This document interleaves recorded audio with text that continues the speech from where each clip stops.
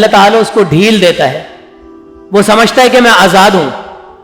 اس کی ایک چھوٹی سی مثال سمجھ لیجئے، ہمارے معاشرے میں لوگوں کو بولا جاتا ہے کہ جناب اللہ تعالیٰ نے ان کو بہت نوازا ہے،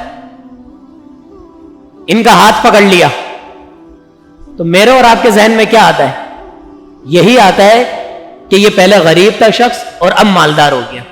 اللہ تعالیٰ کا ہاتھ پکڑنا ہم نے یہ سمجھ لیا کہ یہ شخص مالدار ہو گیا، لیکن حقیقتاً یہ اللہ تعالیٰ کا ہاتھ پکڑنا نہیں ہے۔ اگر وہ شخص مالدار ہونے کے ساتھ ساتھ نمازوں کی پابندی نہیں کر رہا، حلال حرام کی تمیز نہیں کر رہا، اچھے اور برے میں فرق نہیں کر رہا، تو یہ اللہ تعالیٰ نے اس کا ہاتھ نہیں پکڑا بلکہ اس کو ڈھیل دی ہے۔ اللہ تعالیٰ نے تو ہاتھ نبیوں کا پکڑا، مومنین کا، صدیقین کا، شہداء کا، صالحین کا پکڑا ہے کہ اللہ تعالیٰ نے کسی کو ہدایت دے دی۔ یہ ہے اللہ تعالیٰ کا ہاتھ پکڑنا۔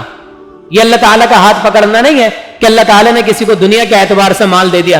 اللہ تعالیٰ کی نظر میں تو یہ دنیا اور اس میں جتنی بھی چیزیں ہیں ایک مچھر کے پر کے برابر بھی نہیں ہے۔ یہ اللہ تعالیٰ کی نظر میں اس دنیا کی حیثیت ہے۔ تو بات ہو رہی تھی نبی صلی اللہ علیہ وسلم پر درود بھیجنے کی، اور اس درود کی اہمیت کو اصل میں ہم نے سمجھا نہیں ہے میرے بھائی۔ یہ درود وہ چیز ہے جس کے بغیر کوئی دعا قبول نہیں ہے۔ جس دعا میں نبی صلی اللہ علیہ وسلم پر درود نہ پڑھا جائے وہ آسمان کے اوپر معلق رہتی ہے، لٹکی رہتی ہے، اوپر عرش تک نہیں جاتی۔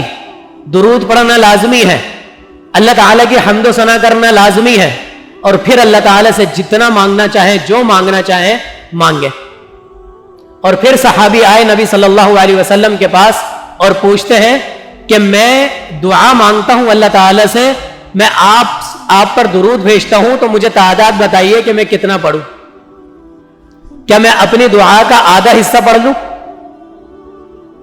آپ صلی اللہ علیہ وسلم نے فرمایا فَإِن زِدْتَ فَهُوَ خَيْرٌ لَكَ، اگر تم بڑھاؤ گے تو تمہارے لیے بہتری ہے۔ تو انہوں نے کہا کہ میں 1/3 جو ہے وہ اپنی دعا کا اپنے لیے مانگوں گا، باقی آپ پر درود بھیجتا رہوں گا، کافی رہے گا؟ آپ نے پھر یہی فرمایا کہ فَإِن زِدْتَ فَهُوَ خَيْرٌ لَكَ، تم اس درود کو بڑھا دو گے تمہارے لیے بہتری ہے۔ آخر کار ان صحابی نے کہا کہ اب میں اپنے لیے اللہ تعالیٰ سے کچھ نہیں مانگوں گا، بس صرف آپ پر درود ہی درود پڑھتا رہوں گا، درود ہی درود پڑھتا رہوں گا۔ آپ صلی اللہ علیہ وسلم نے اس کے نتیجے میں کیا فرمایا کہ اللہ تعالیٰ تمہاری ساری پریشانیوں کو دور فرما دے گا۔ اللہ اکبر۔